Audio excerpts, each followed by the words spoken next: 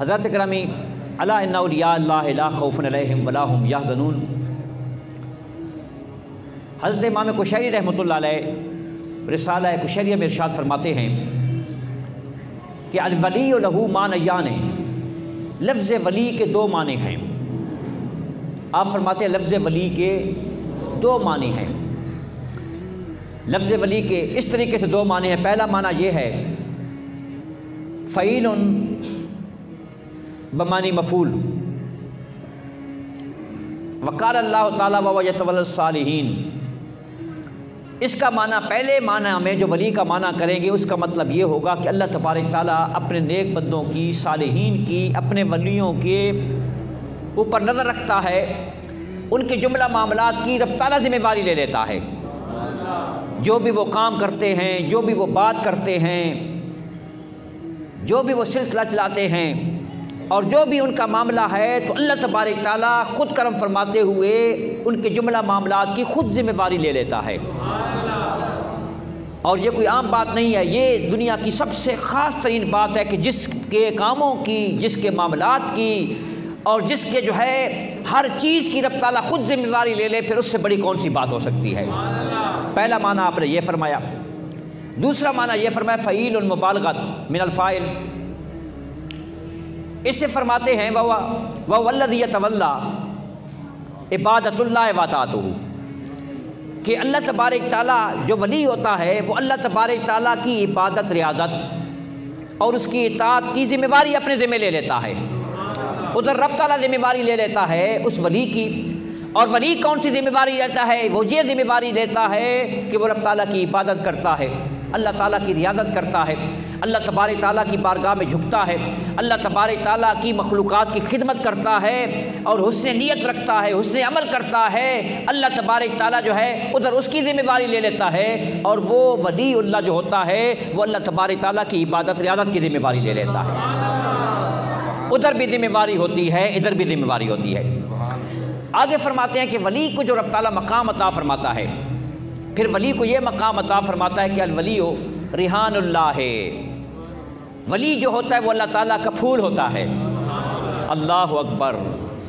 ولی جو ہے اللہ تعالیٰ کا پھول ہوتا ہے۔ فَيَشُمُّهُ الصَّدِيقُونَ، اس کو اللہ تعالیٰ کے مخلص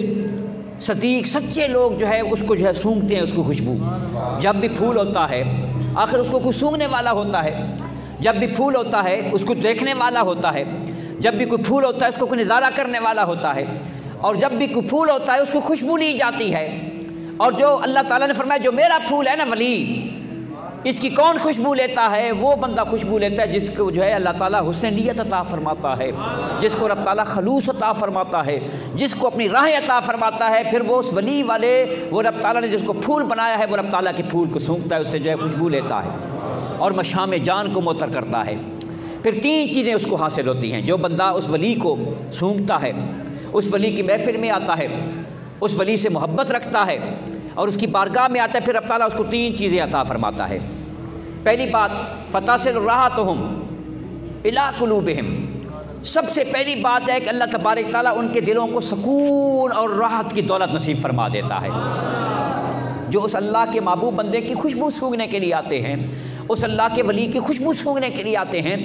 اس جو ہے مہکتے ہوئے پھول کو دیکھنے کے لیے اور اس مہکتے ہوئے پھول کو جو ہے نظارہ کرنے کے لیے اور اس کی خوشبو لینے کے لیے جس وقت حاضر ہوتے ہیں، سب سے پہلا عمل کیا ہوتا ہے کہ رب تعالیٰ کرم فرماتا ہے اس کی خوشبو سونگھنے کی وجہ سے، اس کی محفل میں حاضر ہونے کی وجہ سے، اس کا نظارہ کرنے کی وجہ سے اللہ تبارک تعالیٰ اس کے دل کو راحت اور سکون نصیب فرما دیتا ہے۔ دنیا میں سب سے جو بڑی نعمت ہے وہ دل کا سکون ہوتا ہے۔ یہ جو ٹینشن ہوتی ہے، ٹینشن کے مقابلے میں کیا ہوتی ہے؟ راحت ہوتی ہے، سکون ہوتا ہے۔ کائنات کی سب سے بڑی جو ہے وہ نعمت جو ہے، لاکھوں روپے خرچ کر دو، اربوں روپے خرچ کر دو، راحت نصیب نہیں ہوتی، اس وقت نصیب ہوتی ہے جس وقت رب تعالیٰ انسان کے دل کو راحت عطا فرماتا ہے۔ پہلا انعام مل گیا، اور دوسرا انعام کون سا ملتا ہے؟ فَيَشْتَاقُونَ إِلَى اللَّهِ تَعَالَى، جس وقت وہ ولی کی بارگاہ میں جاتا ہے اور اس جو ہے خوبصورت پھول کو جو ہے نظارہ کرتا ہے، اس کو سونگھتا ہے، مشام جان کو معطر کرتا ہے، دوسرا انعام کون سا ملتا ہے؟ اللہ تبارک تعالیٰ کی طرف اس کا اشتیاق لگ جاتا ہے۔ اللہ تبارک تعالیٰ کے ساتھ اس کا رابطہ بن جاتا ہے، اللہ تعالیٰ کے ساتھ اس کا جو ہے تعلق بن جاتا ہے، اور رب تعالیٰ کی بارگاہ کی طرف وہ گامزن ہونا شروع ہو جاتا ہے، اور رب تعالیٰ کی محبت اس کے دل کے اندر میں شوق جو ہے جاویداں کر دیتی ہے۔ اور پھر تیسرا انعام کون سا اس کو ملتا ہے؟ وَيَزْدَادُ عِبَادًا، پھر اللہ تبارک تعالیٰ اس بندے کو عبادت نصیب فرما دیتا ہے، پھر اپنے بارگاہ کی حاضری نصیب فرما دیتا ہے، پھر اس کے لیے جگہ نامہ اس بندے کو مل جاتا ہے کہ آ میرے بارگاہ کے اندر میں آ، پہلے تو ادھر ادھر پھرا کرتا تھا، اب آ میری بارگاہ کے اندر میں آ۔ وہ رب تعالیٰ کی بارگاہ کے سجدے کرتا ہے، رب تعالیٰ کی بارگاہ کی نمازیں پڑھتا ہے، رب تعالیٰ کی بارگاہ کی باتیں کرتا ہے، اللہ تبارک تعالیٰ عبادت کا ذوق بھی عطا فرما دیتا ہے، عبادت کی توفیق بھی نصیب فرما دیتا ہے، اور اللہ تبارک تعالیٰ اپنے محبوب کے صدقے اس کی باتوں کو قبول و منظور بھی فرماتا ہے۔ جب ہم دیکھتے ہیں نا حدیث پاک کی دنیا کے اندر میں، حدیث پاک میں دیکھتے ہیں نا کہ جب پوچھا کہ اللہ کے محبوب کی بارگاہ کے اندر میں، سیدنا عبداللہ بن مسعود رضی اللہ تعالیٰ عنہ حدیث پاک بیان فرماتے ہیں، آپ فرماتے ہیں کہ اللہ کے محبوب کی بارگاہ میں عرض کی گئی، یا رسول اللہ صلی اللہ علیہ وآلہ وسلم، ولی کون ہوتا ہے؟ ولی کی ڈیفینیشن فرمائیں، ولی کی تعریف عطا فرمائیں یا رسول اللہ، ولی کس کو مانے، ولی کون ہوتا ہے؟ تو اللہ کے محبوب نے فرمایا ولی کی 3 نشانیاں ہوتی ہیں۔ عرض کی یا رسول اللہ وہ کون سی نشانیاں ہیں، کرم نوازی عطا فرمائیں۔ تو اللہ کے محبوب نے فرمایا ولی کی پہلی نشانی یہ ہوتی ہے من ذکرکم باللہ رؤیتہ، جب اس کو دیکھو تو اللہ تبارک تعالیٰ کی ذات نظر آ جائے، اللہ تعالیٰ کی ذات پاک جو ہے یاد آ جائے بندے کو، وہ اللہ تعالیٰ کا ولی ہوا کرتا ہے۔ اللہ کے محبوب نے فرمایا، عرض کی یا رسول اللہ دوسری نشانی کون سی ہے؟ اللہ کے محبوب نے فرمایا من ذکرکم بالآخرۃ عملہ، جب بھی تم اس کو دیکھو نا ولی کو، وہ کسی دنیا دینی کام کے اندر میں لگا ہوگا، آخرت کے کام کے اندر میں لگا ہوگا، لوگوں کی خدمت کے اندر میں لگا ہوا ہوگا، عبادت میں لگا ہوا ہوگا، لوگوں کو خوش کرنے میں لگا ہوا ہوگا، مخلوقات کی خدمت میں لگا ہوا ہوگا۔ جب یہ چیز تم دیکھو تو پھر سمجھو کہ یہ اللہ تعالیٰ کا ولی ہے۔ عرض کی یا رسول اللہ تیسری نشانی بھی عطا فرما دیں۔ اب اللہ کے محبوب نے تیسری نشانی جب عطا فرمائی نے، اللہ کے محبوب نے ارشاد فرمایا کہ من زادہ فی علمکم منطقہ، کہ جب وہ بات کرے گا تو تیرے علم میں اضافہ ہو جائے گا، جب وہ باتیں کرتا چلا جائے گا تیرے علم میں اضافہ ہوتا چلا جائے گا، وہ اللہ تعالیٰ کا ولی ہوگا۔ یہ اللہ کے محبوب کریم صلی اللہ علیہ وسلم نے ولی کی جو ہے تعریف بیان فرمائی۔ حضرت شہنشاہ بغداد محی سنت و دین شیخ عبد القادر جیلانی رضی اللہ تعالیٰ عنہ، آپ کی بارگاہ میں جب عرض کی گئی نا حضور ولی کی کیا نشانی ہوتی ہے، ولی کی کیا نشانی ہوتی ہے، تو آپ نے ارشاد فرمایا کہ ولی کی نشانی یہ ہوتی ہے کہ وہ جس گلی میں سے بھی گزر جائے تو وہ بھی اللہ کی نشانی بن جاتی ہے۔ اللہ اکبر۔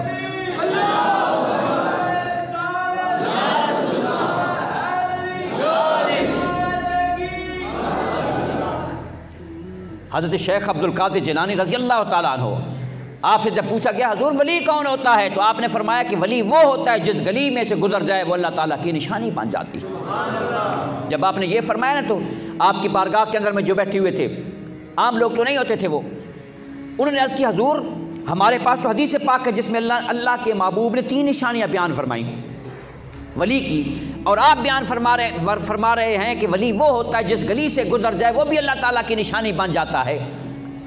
آپ نے فرمایا کہ میں تو قرآن سے بات کر رہا ہوں، ہاں جی وہ حدیث پاک کی بات ہے اور میں تو قرآن مجید سے بات کر رہا ہوں۔ پوچھنے والوں نے کہا کہ جناب قرآن مجید میں کہاں لکھا ہوا ہے؟ آپ نے فرمایا قرآن مجید میں لکھا ہوا ہے ان الصفا والمروہ من شعائر اللہ،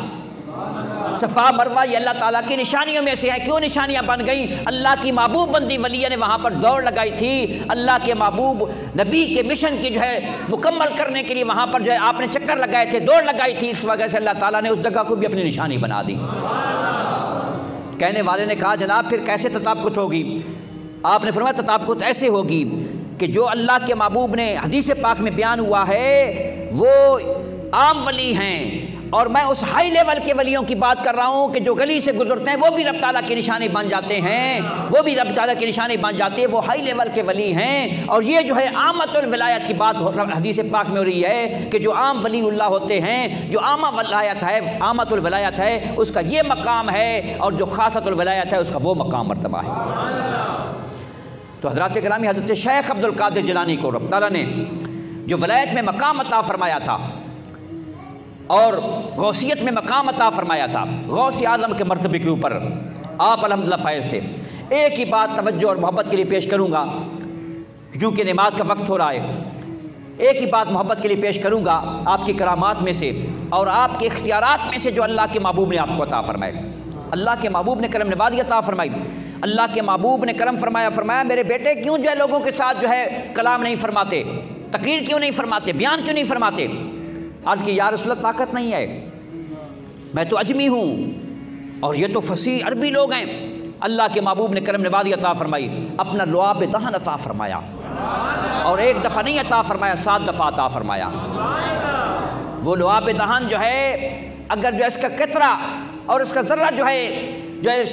اس کا ذرہ جو ہے ساری مخلوقات کو مل جائے تو رب تعالیٰ سب کو شرح صدر نصیب فرما دیتا ہے۔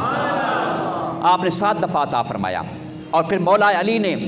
مولا کائنات سیدنا علی رضی اللہ تعالیٰ عنہ کرم نوازی فرمائی، انہوں نے بھی آپ کو 6 دفعہ جو ہے اپنا لعاب دہن عطا فرمایا۔ عرض کی حضور اللہ کے محبوب نے تو 7 دفعہ عطا فرمایا، آپ نے فرمایا ادباً ما رسول اللہ صلی اللہ علیہ وآلہ وسلم، اللہ کے محبوب سے ادب کرتے ہوئے میں 7 دفعہ پر نہیں جا سکتا تھا، اس وجہ سے 6 دفعہ پہ آیا۔ یہ مقام مرتبے، اور پھر جو ہے وہ حضرت شیخ عبد القادر جیلانی جس کو رب تعالیٰ نے مکمل اختیارات نصیب فرمائے، جس کو حضرت خواجہ غریب نواز نے فرمایا یا غوث معظم نور خدا، مختار نبی مختار خدا، سلطان دو عالم قطب الا، ہے راز جلالت ارض سما، موئی کے غلام نام تو شد، دریوزہ گرے اکرام تو شد خواجہ اذان کے نام تو شد، دارت در طلب تسلیم و رضا، یا غوث معظم نور خدا، اے غوث معظم آپ اللہ تبارک تعالیٰ کی ہدایت کے نور ہیں، مختار نبی مختار خدا، تیرے رب نے اپنے سارے اختیارات اپنے محبوب محمد مصطفیٰ کو عطا فرمائے، اور محمد مصطفیٰ نے کرم نوازی عطا فرماتے ہوئے اپنے اختیارات آپ کو نصیب فرما دیے۔ مختار نبی مختار خدا، موئی کے غلام نام تشد۔ چشتیوں یہ سن لو تم لوگ، بڑی عظیم بات ہے، خاندان چشتیہ سے تعلق رکھنے والوں جو ہے خواجہ اجمیری نے، چشتی نے، معین الدین چشتی اجمیری نے کیا ارشاد فرمایا؟ فرمایا موئی کے غلام نام تشد، اے غوث اعظم معین الدین تیرے نام کا غلام ہے، یہ نہیں فرمایا تیرا غلام ہے، تیرا غلام بننا تو بڑی بات ہے نا، تیرا نام بھی جہاں پر آ جاتا ہے نا وہاں پر بھی معین الدین اپنے ہاتھ باندھ دیتا ہے، جہاں پر تیرا نام آ جاتا ہے وہاں پر بھی معین الدین جو ہے تیرے سامنے جھک جاتا ہے، تیری ذات تو بڑی ذات ہے، عظمتوں والی ذات ہے۔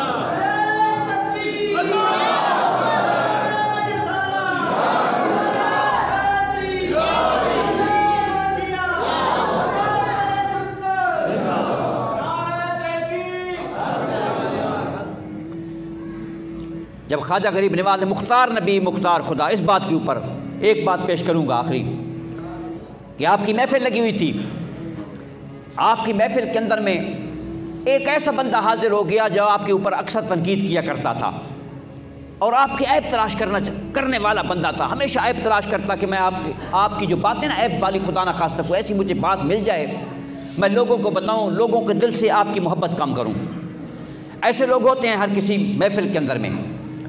اور خانہ کعبہ میں بھی ایسے لوگ ہوتے ہیں۔ اب وہ بندہ جو تھا وہ آپ کی محفل میں بیٹھ گیا، اب وہ دیکھ رہا تھا کہ میں کوئی ایسی بات تلاش کروں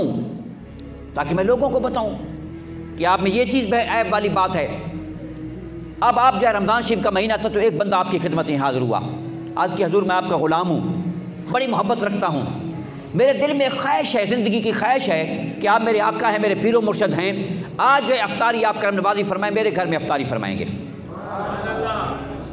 آپ نے اس کے دل کو دیکھا، اس کے خلوص کو دیکھا، اس کی محبت کو دیکھا، اس کی آنکھوں سے چھلکتے ہوئے آنسوؤں کو دیکھا،